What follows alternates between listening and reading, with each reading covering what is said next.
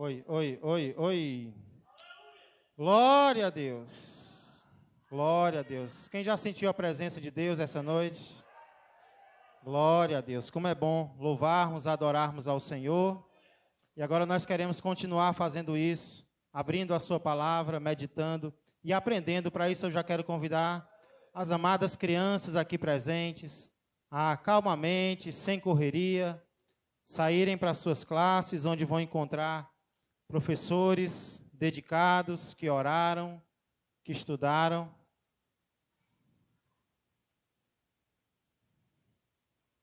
Aqueles que puderam, eu quero convidar a ficarem de pé para nós fazermos mais uma oração ao Senhor, pedindo que Ele nos abençoe agora também, durante a meditação na sua palavra.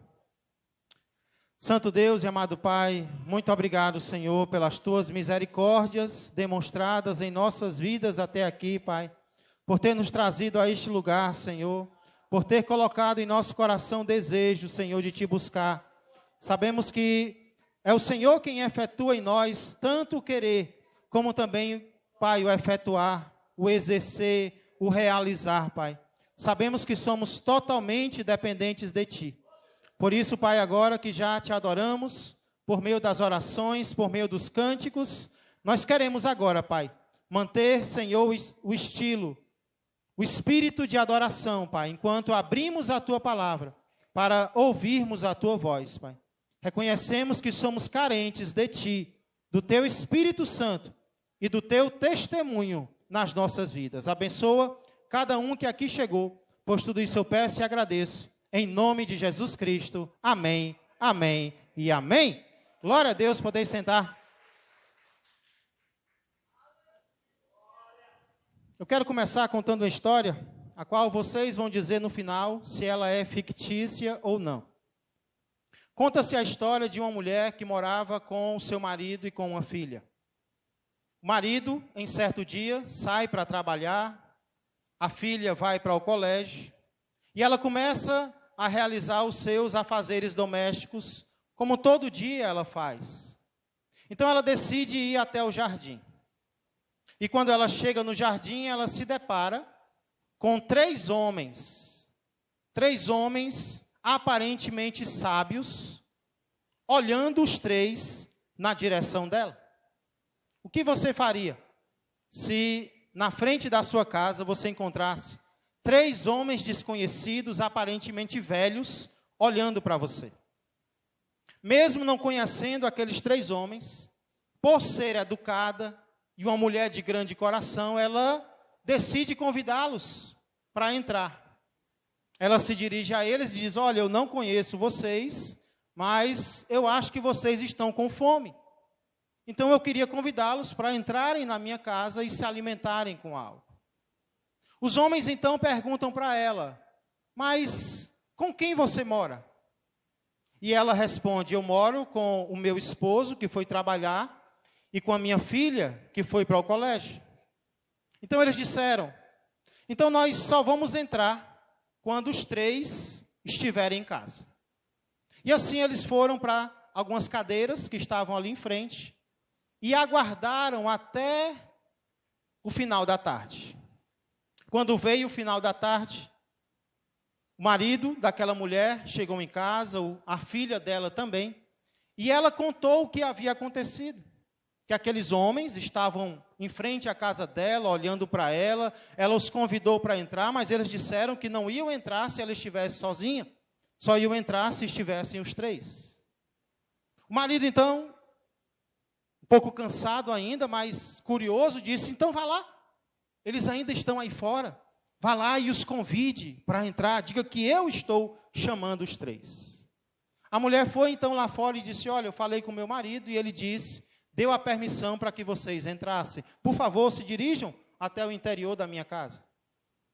Foi quando um dos três se dirigiu a ela e disse: olha, primeiro, nós queremos nos apresentar para vocês, para você. Esse aqui, ao meu lado, se chama riqueza. Esse outro se chama sucesso. E eu, prazer, me chamo amor. E o que você tem que fazer agora é o seguinte: eu quero que você entre na sua casa e decida com o seu marido qual dos três, apenas um, você convida para estar como hóspede na casa de vocês. A mulher então volta, conta para o marido o que acabou de ouvir, e o marido disse: olha que coisa boa! Então vai lá, mulher, e chama para morar com a gente esse homem chamado riqueza, porque afinal de contas, as coisas estão difíceis, estamos com muita conta para pagar, e vai ser bom ter a riqueza morando na nossa casa. A mulher ouviu aquilo e disse: não, marido, eu tenho outra ideia. Por que ao invés da riqueza nós não chamamos o sucesso? Afinal de contas, nós sempre quisemos fazer sucesso na vida, e ele está aqui na nossa frente, vamos convidar o sucesso para morar conosco. Foi quando a filha do casal, que estava escutando a conversa, veio correndo e com a voz ainda infantil disse: papai, mamãe, por que nós não convidamos o amor para entrar na nossa casa? E assim a nossa casa, todos os dias, vai ser um lugar repleto de amor. O pai olhou para sua esposa e disse: bom conselho a nossa filha nos deu. Vamos atender ao conselho dela. Vai lá fora e diz que nós queremos convidar o amor para morar conosco. A mulher então, decidida, foi até onde estavam os três homens e perguntou: qual dos três é o amor? E ele levantou a mão dizendo: sou eu. Olha, nós gostaríamos que os três morassem conosco, mas como nós só podemos escolher um, nós decidimos que o nosso hóspede será você, amor. Queremos convidar você para morar na nossa casa. O amor então se levantou da sua cadeira e começou a se dirigir até o interior da casa daquela mulher, quando algo inesperado aconteceu. A riqueza e o sucesso também se levantaram e começaram a seguir o amor também na direção da casa daquela mulher. Foi quando ela, surpresa, perguntou: mas vem cá, vocês não disseram que eu só poderia escolher um? E eu escolhi o amor, por que vocês dois estão vindo para a minha casa também? Nesse momento, os três, em uma só voz, responderam: se vocês tivessem escolhido apenas ele, a riqueza ou o sucesso, os outros dois ficariam do lado de fora. Mas como você escolheu o amor, onde o amor vai, nós dois vamos também. Porque onde há amor, também haverá riqueza e também haverá sucesso.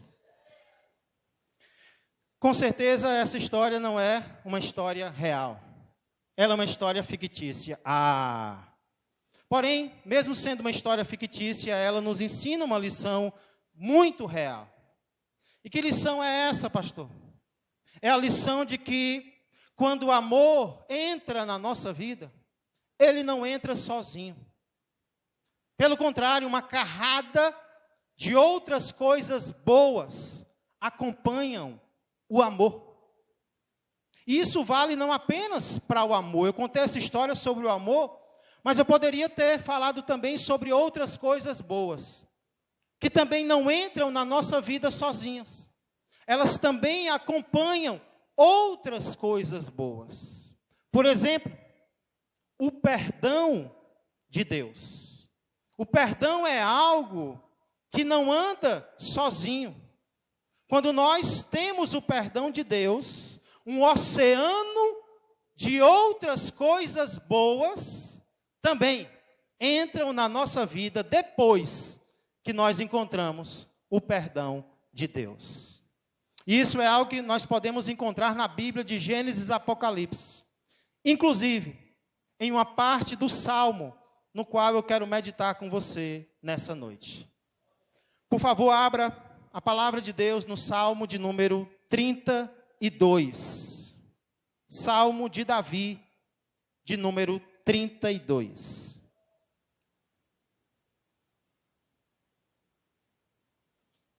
Enquanto você procura, eu aproveito para, como de costume, dizer que são todos bem-vindos à casa do Senhor. Nós nos alegramos muito com a presença de todos vocês, irmãos em Cristo que já congregam aqui e que nessa noite estão adorando ao Senhor conosco, aqueles que nos visitam também aqueles que não puderam estar, mas nos acompanham por meio das redes sociais. Que Deus conceda uma bênção maravilhosa, especial, singular para cada um de nós.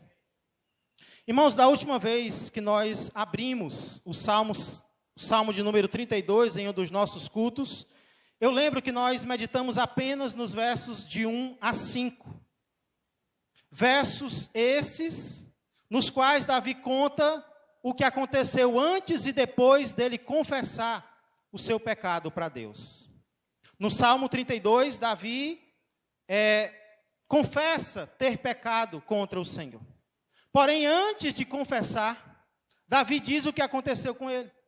Davi sofreu, Davi penou, porque ele havia pecado e não havia confessado para o Senhor.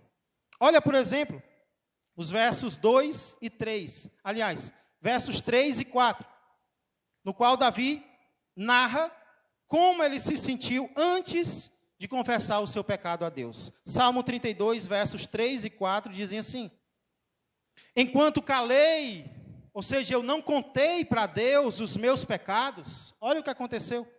Envelheceram os meus ossos, pelos meus constantes gemidos, todo dia, por quê?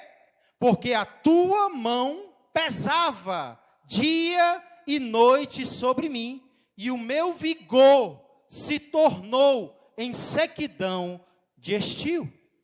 Enquanto Davi estava com o pecado dentro dele, enquanto ele não confessou para Deus, sofrimento veio. Davi colheu o sofrimento. Porém, houve um momento em que ele disse: basta, eu tenho que chegar na presença de Deus e eu tenho que dizer para Ele o que eu fiz. Deus já sabe o que nós fizemos, mas nós precisamos dizer para Ele, nós precisamos confessar para Ele. E ele fala sobre isso no verso 5, olha aí. Confessei-te o meu pecado, e a minha iniquidade não mais ocultei. Disse, primeiro ele ensaia: confessarei ao Senhor as minhas transgressões. E o que foi que aconteceu? Qual foi o resultado de Davi decidir confessar o seu pecado para Deus? E tu perdoaste a iniquidade do meu pecado. Antes de Davi confessar o pecado, ele colheu sofrimento. Depois que Davi confessou o pecado, ele colheu perdão de Deus. Deus lhe perdoou o pecado. Isso é tão maravilhoso, irmãos, que o Salmo poderia parar aqui. Olha que história linda. Um homem resiste à confissão, tenta esconder, sofre, mas aí tem uma hora que ele desiste. Ele se entrega nas mãos do Senhor, ele confessa. O que é que Deus faz? Deus perdoa. O Salmo poderia parar aqui, com um homem sendo perdoado por Deus. Porém, o Salmo não para no verso 5. Por quê, pastor? O Salmo não termina no verso 5. E o motivo é simples. O motivo é porque o perdão de Deus na minha vida e na sua vida não é o fim daquilo que Ele quer fazer conosco. O perdão de Deus não era o fim daquilo que Ele tinha como propósito na vida de Davi. O perdão de Deus não é o fim daquilo que Deus quer fazer na minha vida e na tua vida. O perdão de Deus é tão somente o começo, ou melhor, o recomeço daquilo que Deus ainda quer fazer comigo e quer fazer contigo. É por isso que o Salmo continua no verso 6. Porque no verso 6 em diante, Davi vai dizer agora o que é que acontece com ele depois que ele é perdoado. Primeiro ele conta o que aconteceu nos versos 1 a 5, antes dele ser perdoado, ele sofreu. Mas depois de ser perdoado, agora Davi vai contar para mim e para você as bênçãos que Deus concede depois que Ele perdoa alguém. Quando Deus perdoa alguém, Ele começa a dar a esta pessoa coisas que Ele não dava antes desta pessoa ser perdoada. Pastor, e que outras coisas são essas que Deus nos dá depois que Ele nos perdoa? Vamos descobrir algumas delas aqui. Em primeiro lugar, grave no seu coração. Depois do perdão de Deus, vem a comunhão com Deus. Depois do perdão de Deus, vem a intimidade com Deus. Por acaso alguém aqui lembra qual foi uma das primeiras coisas que Adão e Eva fizeram quando eles pecaram contra Deus? O livro de Gênesis mostra de uma forma muito clara e muito linda o que acontecia com Adão e Eva antes do pecado. Antes do pecado entrar no mundo, Adão, Eva e Deus viviam em íntima comunhão. Deus vinha na viração do dia para se encontrar com aquele casal. Deus tinha uma intimidade com aquele casal. Era céu na terra, era Deus vindo à terra para ter intimidade com Adão e Eva, antes do pecado entrar. Mas qual foi uma das primeiras atitudes que Adão e Eva tiveram, assim que eles pecaram? A palavra de Deus diz que quando eles ouviram a voz de Deus se aproximando, eles tentaram se esconder do Senhor. Porque é exatamente isso que o pecado faz. O pecado quebra a nossa comunhão com Deus. E para ver como o que eu estou dizendo é verdade, julgue por você mesmo. Qual é uma das primeiras coisas quando nós caímos em pecado? Qual é uma das primeiras coisas que nós perdemos vontade de fazer? Uma das primeiras coisas que nós perdemos vontade de fazer quando caímos em pecado é de falar com Deus.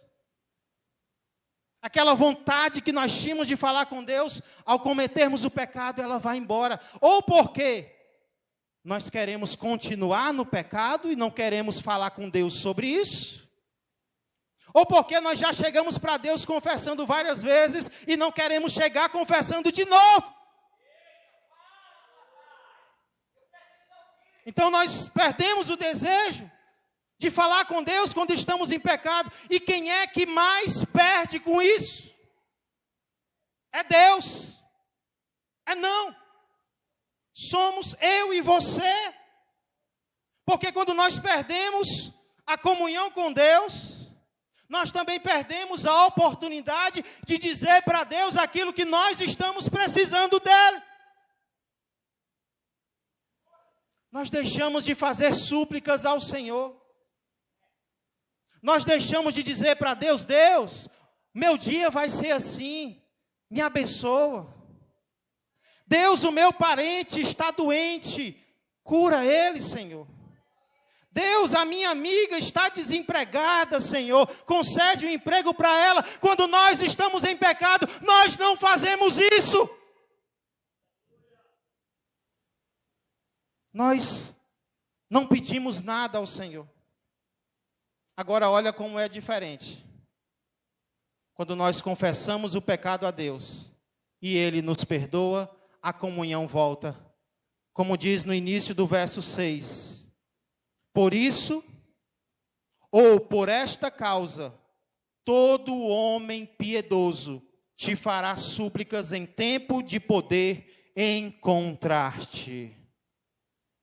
Pastor, quem é o homem piedoso aqui? Às vezes a gente acha que o homem piedoso é o homem perfeito, né? É a mulher perfeita, mas se Davi quisesse falar do homem perfeito aqui, ele diria, por isso todo homem perfeito te fará súplicas em tempo de poder encontrar-te. Mas Davi não diz isso. Davi diz, por isso todo homem piedoso te fará súplicas. E o que é o homem piedoso, pastor? O que é a mulher piedosa? Eu vou dizer para você, o homem piedoso é aquele que mesmo tendo caído em pecado alguma vez na sua vida, decidiu que não ia permanecer lá. Não é alguém que nunca pecou, é alguém que pecou, mas confessou, se arrependeu e recebeu o perdão de Deus. E porque essa pessoa recebeu o perdão de Deus, o que é que ela volta a fazer agora? Ela volta a fazer aquilo que uma pessoa intrigada com Deus não faz. Ele volta a orar a Deus. Quando nós somos perdoados, qual é o desejo que nós temos? Voltar a falar com Deus, não é não? E quando nós voltamos a falar com Deus, o que é que nós fazemos? Nós fazemos súplicas a Ele. Nós voltamos a pedir coisas a Ele. E sabe o que é melhor?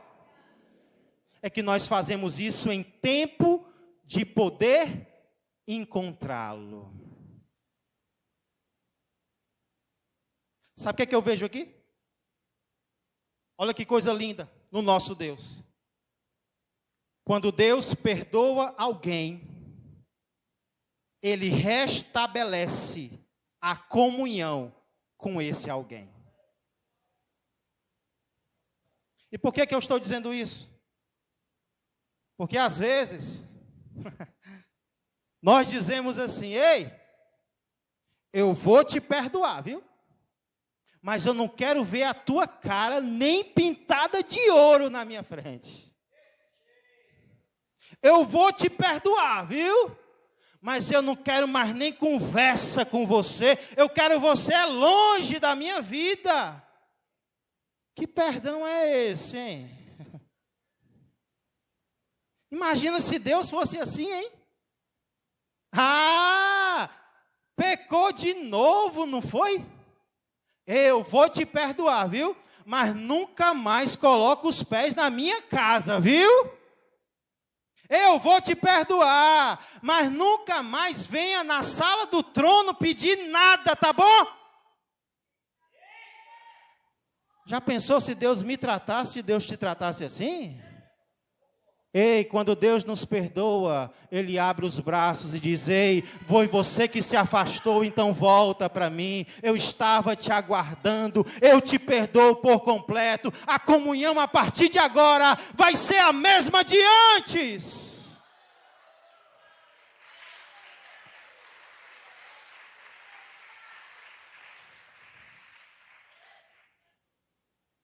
É claro que nós temos que ser sábios, porque às vezes nós não conhecemos o coração de alguém, não sabemos se o arrependimento é sincero ou não. Mas muitas vezes é, e fica claro que é. E mesmo sendo um perdão, um arrependimento sincero, nós somos duros para perdoar. Então devemos fazer que nem Deus fez com Davi. Deus perdoou Davi. E aí Davi diz, ei, todo homem piedoso, ou seja, perdoado, vai poder chegar na presença dele e poder fazer súplicas para ele. Vamos aproveitar a oportunidade de fazer súplicas ao nosso Deus, porque Ele tem nos perdoado. Em primeiro lugar, então, depois do perdão de Deus, vem, qual é a bênção? A comunhão com Ele. A comunhão tem que voltar. A intimidade, a oração a Deus tem que voltar. Mas isso é só o começo, viu? Porque aqui eu vejo também que depois do perdão de Deus, vem a proteção de Deus. Não que Deus não perdoe alguém que está em pecado. Não estou dizendo isso. Afinal de contas, Deus é Pai. E mesmo que um filho esteja em rebeldia, Deus muitas vezes acaba protegendo alguém. Porém, existe uma diferença, irmãos. A diferença é que quando nós estamos em pecado, nós estamos procurando o perigo. Não é o perigo que nos procura. Quando nós estamos em rebeldia contra Deus, somos nós que vamos atrás do que não presta. Somos nós que vamos atrás do que nos faz mal, do que nos destrói. É isso que Davi diz aqui no Salmo. Porém, olha a bênção que vem depois do perdão.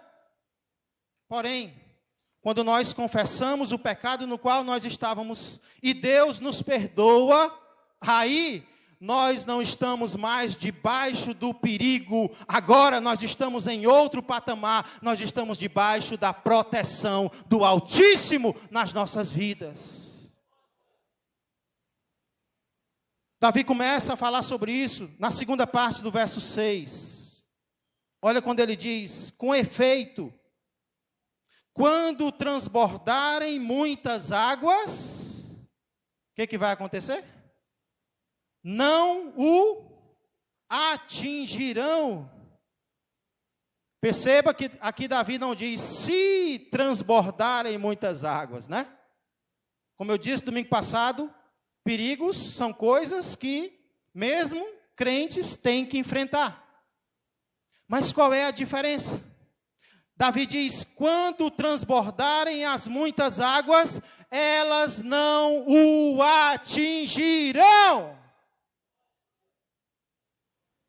Lembra do dilúvio? Qual foi a diferença entre os que morreram no dilúvio e a família de Noé que escapou do dilúvio? A diferença foi uma arca. Enquanto alguns estavam fora da proteção de Deus, uma família estava dentro da proteção de Deus. E é isso que vai fazer a diferença na hora da dificuldade, na hora da tribulação. É se nós estamos fora da proteção de Deus ou se nós estamos dentro da proteção de Deus. Quando Deus nos perdoa, Ele nos coloca debaixo da sua proteção.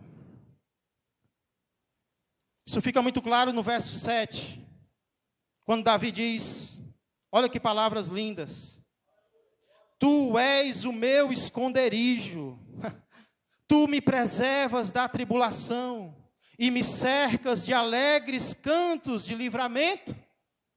Olha a diferença aqui.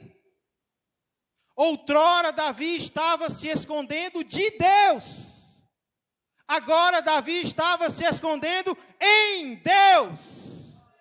Deus agora era o esconderijo de Davi. Deus agora era a proteção de Davi. Quando nós estamos no pecado, nós nos escondemos de Deus. Mas quando nós pedimos perdão, nos arrependemos e somos perdoados. Não é mais de Deus que nós nos escondemos, agora é em Deus. Deus nos protege dos perigos. Deus é a nossa proteção. E por causa disso Ele nos livra. Isso me lembra uma peça que já foi realizada aqui na nossa igreja várias vezes. Já faz algum tempo que ela não é, mas eu lembro muito bem. É uma peça musical. E essa peça ela retrata alguns momentos da vida do ser humano. Em um primeiro momento Deus cria o ser humano e Ele começa a ter intimidade com esse ser humano. Na peça, inclusive, Deus e a sua criatura estão dançando em comunhão, em intimidade. Até que os males começam a chegar, os perigos, as tentações. E aquela criatura de Deus que estava tendo intimidade com Deus, agora começa a olhar para a tentação, começa a olhar para o pecado, começa a paquerar com o que não presta, até que tem uma hora que ele diz não para o Deus que o criou e vai na direção do mal. Só que o mal começa a maltratar, o mal começa a destruir aquela vida. E tem uma hora que ele percebe que estava perdendo longe de Deus. E ele e ela começa a querer voltar para Deus. Só que o mal não deixa, porque o mal escraviza. O intento do mal é destruir a vida de alguém. E aquela pessoa não consegue se libertar sozinha, ela tenta voltar para Deus e ela não consegue. Até que tem uma hora que Deus se aproxima daquela pessoa e arranca ela daquele mal. E quando Ele arranca ela daquele mal, agora Deus mesmo serve de escudo para essa pessoa. E a peça, eu me lembro muito bem, a criatura está aqui no chão, os males estão tentando alcançá-la e Jesus está ali, protegendo, sofrendo no lugar daquela pessoa, até que tem um momento que ele dá um basta em tudo isso. E ali ele confirma toda a proteção dele na vida daquele que confia nele. É isso que Jesus faz na vida de quem ele perdoa. Quando nós estamos no pecado, nós estamos à nossa própria sorte. Nós temos que nos virar. Nós temos que nos garantir. E é por isso que coisas ruins acontecem, porque nós não nos garantimos. Mas quando nós dizemos, Deus, eu estava errado.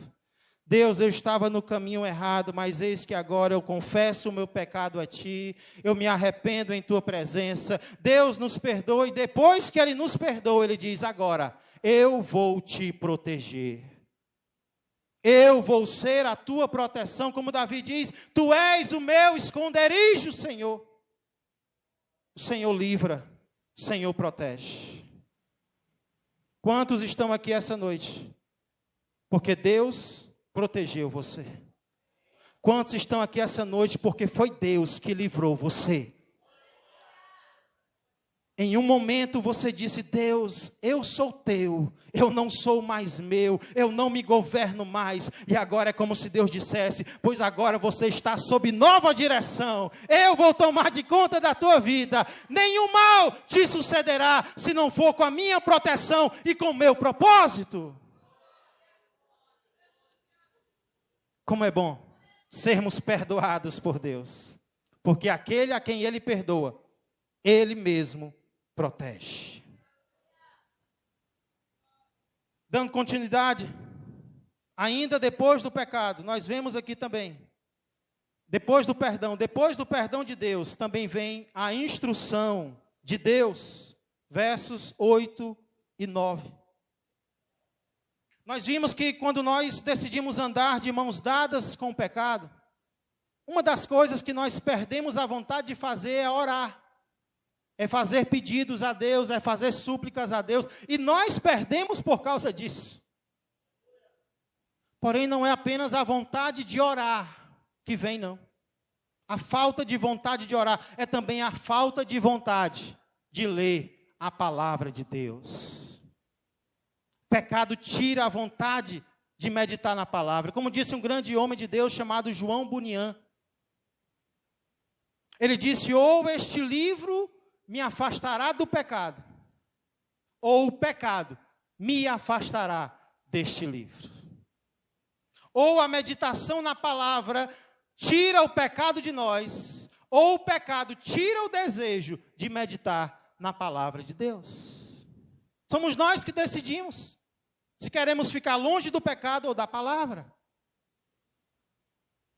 E quando nós perdemos a vontade de orar, perceba, quando nós perdemos a vontade de ler, de meditar na palavra, nós perdemos também um dos maiores privilégios que existe. Qual é, pastor?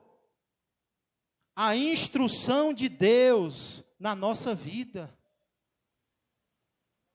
É a palavra que nos instrui. Mas quando nós deixamos a palavra por causa do pecado, nós perdemos também o desejo de sermos instruídos pelo Senhor.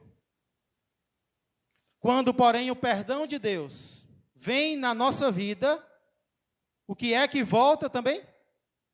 Volta também a instrução do Senhor para nós. Isso fica claro no verso de número 8, por favor, acompanha comigo. Instruir-te-ei, te ensinarei o caminho que deves seguir, e sob as minhas vistas te darei conselho. Quem é que está falando aqui?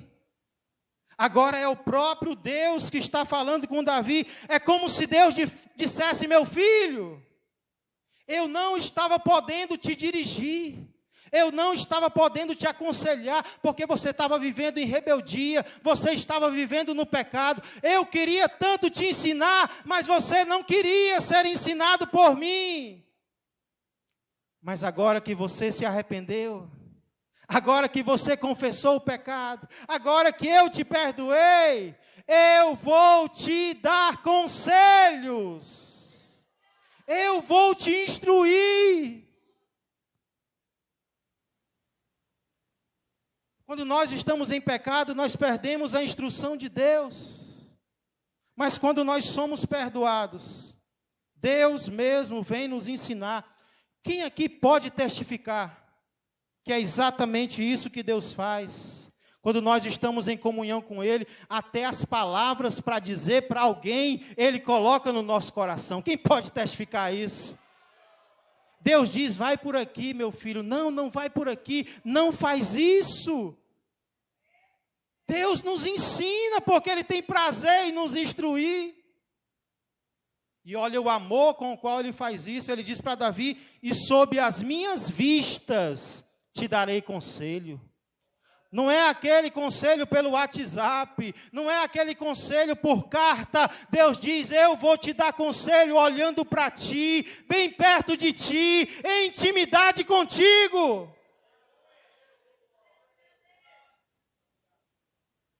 Depois que nós somos perdoados, nós também somos instruídos pelo Senhor. Só que tem a nossa parte para fazer. E qual é, pastor, a minha parte? Olha o verso 9. Eita Deus. Deus usa uma linguagem forte aqui, viu? Não sejais como o cavalo ou a mula sem entendimento, os quais com freios e cabrestos são dominados, de outra sorte não te obedecem. Sabe o que Deus está dizendo aqui? Para de só querer me obedecer quando apanha. Porque se for preciso, eu bato. Se for preciso, eu disciplino. Você não é animal, para de agir que nenhum. É o animal que só atende se apanhar. Se for chicoteado com cabresto, se for preciso, eu faço isso. Eu disciplino, eu ponho à prova. Mas não é o que eu quero. Não é isso que Deus quer para mim e para você. O problema é que às vezes nós exigimos Deus agir assim, com disciplina. Deus diz, meu filho, não vai por aí. Vai dar certo, Senhor. Não entra nesse relacionamento. Eu acho que o Senhor nunca errou, mas dessa vez o Senhor está errado, Senhor. Eu conheço essa menina. Eu conheço esse varão. Ele não se converteu ainda, Senhor, mas eu tenho certeza que o meu namoro missionário vai trazê-lo para ti, Senhor. Ele vai se converter. Ei, se você estiver em um local alto como esse, e alguém baixo, o que é mais fácil? Você puxar a pessoa para cima ou ela te puxar para baixo? Então, tudo é seguir o exemplo, a instrução de Deus. Não entra nesse negócio. Não, mas vai dar certo. Passou na Globo que vai dar certo. É o ramo que vai dar certo, Senhor. Não, não vai. Deus fala no coração. Deus usa um irmão. Deus fala em sonho. Deus fala através da estrela. Deus fala na televisão. E a pessoa mula, jumenta, não quer ouvir. Essa pessoa sou eu. Essa pessoa é você, é uma característica que nós às vezes temos. Aí vem o quê? Disciplina de Deus. É bem melhor o quê?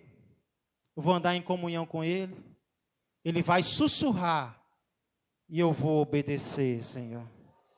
E ao obedecer, eu vou me livrar de tanta tribulação que eu não precisava ter. Mas só pela minha teimosia eu vou experimentar. Perdão de Deus traz instrução de Deus. Mas essa instrução tem que ser ouvida, tem que ser seguida. Como é que você tem reagido às últimas instruções do Senhor para você? Como é que você tem reagido às últimas revelações de Deus? As últimas leituras da Bíblia que você fez, Deus falou o que para você? As últimas mensagens que você ouviu, Deus falou o que para você? Você tem dito sim para Deus ou você tem dito não? É a minha parte, é a tua parte. Em quarto lugar, depois do perdão, ainda vem a misericórdia de Deus. Oh, coisa boa é a misericórdia de Deus. Ainda pegando o gancho da pessoa teimosa, Davi diz no início do verso 10, olha aí. Muito sofrimento terá de curtir quem? O ímpio. Muito sofrimento terá que curtir o ímpio. Pastor, o que é o ímpio? O ímpio é a pessoa que faz do pecado a sua casa e quer morar nele. É a pessoa que diz, eu quero ficar no pecado e pronto. E pronto. Se prepara, porque está vindo muita coisa boa por aí. É isso que Davi diz? O que é que o ímpio vai curtir? Sofrimento? Não. O que é que vem antes de sofrimento? Na minha Bíblia diz, muito sofrimento terá que curtir o ímpio. Pecado só vai trazer isso na minha vida e na sua vida. Teimosia só vai trazer isso. Agora olha o contraste, olha a diferença para quem se volta para Deus. Mas o que confia no Senhor, a misericórdia o assistirá. Terça-feira passada nós recebemos aqui na igreja o irmão João Paiva, pai da nossa irmã Vanessa, sogro do irmão Anderson. E aí ele disse uma coisa que eu achei interessante. Ele disse que a misericórdia de Deus nunca envelhece. E eu nunca envelheço, eu fiquei pensando. E ele respondeu, por quê?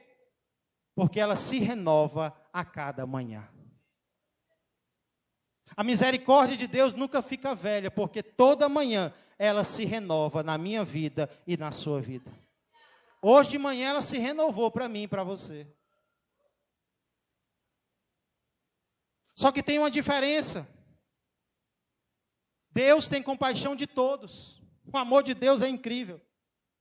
Deus tem compaixão até de quem não quer a compaixão dele. Só que tem uma diferença entre Deus ter compaixão de quem é rebelde contra ele e não quer, e ele ter compaixão de quem se humilha na presença dele e diz, Senhor, eu preciso de ti. Aí a misericórdia vai ser que nem Provérbios 28:13, que diz, o que encobre as suas transgressões, como Davi fez, jamais prosperará. Mas o que confessa e deixa, alcança, sabe o quê? Misericórdia. Ah, se eu confessar, eu vou perder. Se eu confessar, não vão acreditar mais em mim. Ao contrário, quando nós confessamos, quando nós somos perdoados, aí a misericórdia de Deus vem sobre a nossa vida. Inclusive, a palavra para assistirá aqui é a mesma palavra do verso 6, para transbordará. Falando da água, se a água transbordar. Resumindo então, quando nós confessamos o pecado a Deus e somos perdoados por Ele, mesmo sem merecermos, a misericórdia dEle transborda na nossa vida. É isso que você quer? Misericórdia de Deus? Depois do pecado, pastor, o que vem? Nós já vimos várias bênçãos que vêm depois do pecado. Depois do perdão. Depois do pecado e do perdão. Não só do pecado, depois do pecado e do perdão. Para concluir, depois do perdão de Deus, vem a alegria em Deus. Olha o verso 11. Verso final do Salmo 32. Alegrai-vos no Senhor e regozijai-vos, ó justos. Exultai, vós todos que sois retos de coração. Nós vivemos dias em que a tristeza quer tomar de conta do nosso coração. As coisas acontecem, nós já queremos nos abater, porque nós vivemos em um mundo caído. Mas olha a alegria que está à disposição do perdoado. Em primeiro lugar, é uma alegria crescente. Primeiro ele diz, alegrai-vos. Depois ele diz, regozijai-vos. É a palavra mais forte do que alegrai-vos. E aí, para terminar, ele diz, exultai. Exultar significa pula de alegria. Como o irmão estava pulando aqui na hora do louvor. Pulando, exultando de alegria. É essa alegria que Deus tem para mim e para você. E não é só para alguns não, selecionados, escolhidos. Ele diz, vós todos que sois retos de coração. Mas sabe o que é melhor? É que essa alegria que Deus dá depois do perdão, é uma alegria que não depende de circunstâncias. Ela depende de quê, pastor?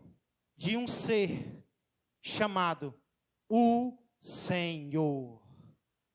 Porque Davi diz, alegrai-vos no bom tempo. Se o tempo estiver bom, eu me alegro. Se tiver chuvoso, eu já fico deprimido, pastor. Pastor, se as coisas no trabalho estiverem bem, eu fico animado. Mas se estiver mal, pastor, as circunstâncias vão vir para nos abater. Mas lembra onde está a minha alegria e a tua alegria. A minha alegria e a tua alegria não está naquilo que muda. A minha alegria e a tua alegria está naquele que não muda jamais. O Senhor nosso Deus, aquele que nos perdoa, aquele que nos protege, aquele que nos instrui, aquele que tem misericórdia de nós. É nele que a minha alegria e a tua alegria estão. Davi faz um convite aqui. E o convite de Davi é, por experiência própria, escute, pare de procurar alegria no pecado e comece a procurar alegria no Senhor. Por experiência própria. Por quê? Porque o pecado vai trazer o quê? Tristeza. Sequidão de ossos, disciplina do Senhor. Passa a procurar o prazer e a alegria agora no Senhor. Abandona o pecado hoje. Entregue-se ao Senhor e descubra a verdadeira alegria.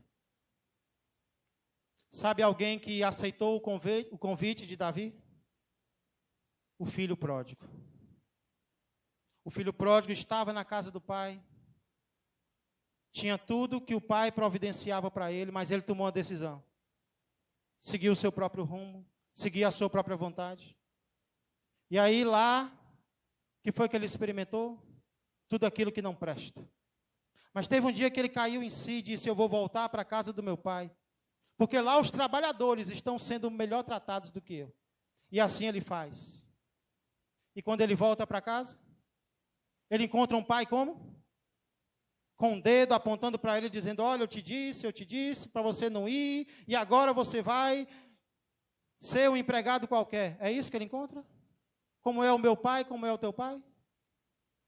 Estava de braços abertos, fez o que nenhum senhor daquela idade faria, ele correu até o seu filho, o abraçou e o beijou, e disse, traz o melhor para ele, porque eu estava esperando por ele. Ele estava morto e reviveu. Ele estava perdido e foi achado. Hoje é dia de festa aqui nessa casa.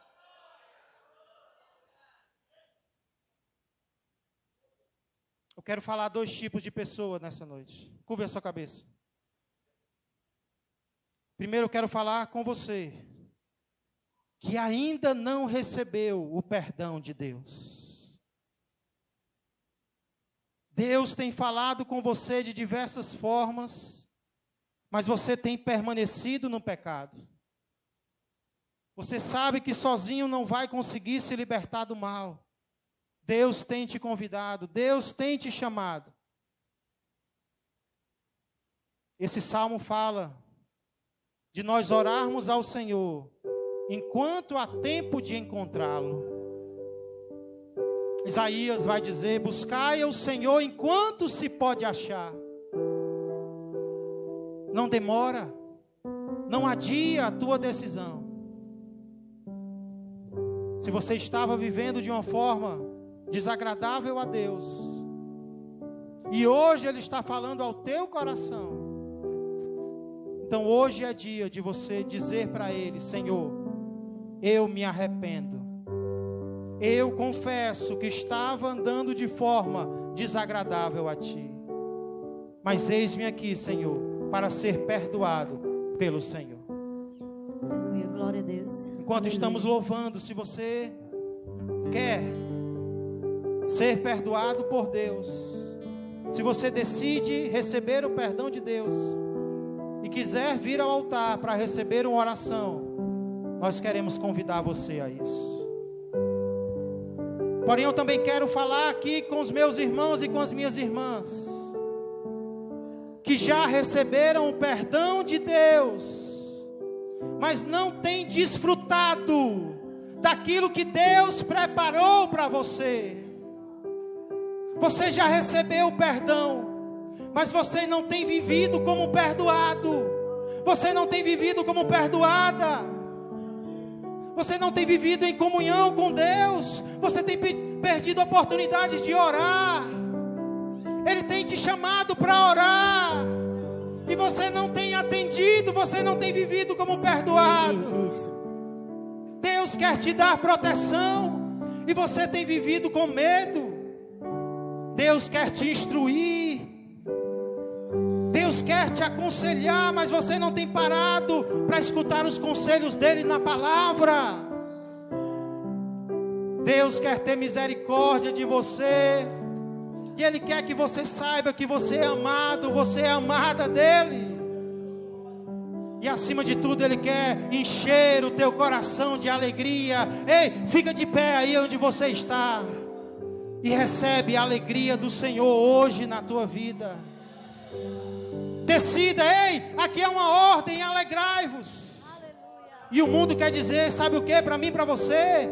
Ah, mas a alegria é um sentimento. Tem dia que eu tenho, tem dia que eu não tenho. Mas aqui é uma ordem, é um mandamento: alegra-se no Senhor. Pastor, como é que eu vou me alegrar no Senhor? É simples. Para de olhar para a onda, para de reparar no vento, e olha para aquele que nunca te abandonou, aquele que nunca vai te decepcionar, aquele que quando promete cumpre, quando começa termina. Para de olhar para o homem, para de olhar para a mulher, começa a olhar para o Senhor agora, e deixa o Espírito Santo encher o teu coração de alegria agora. Diz: ei, minha alma, porque está triste, ó minha alma? Espera em Deus, não é no homem, espera em Deus. Eu ainda o louvarei. Abre a tua boca agora, adora ao Senhor. Alegre-se essa noite. Se alguém quiser vir ao altar, entregar uma decisão, no final nós queremos orar pela sua vida.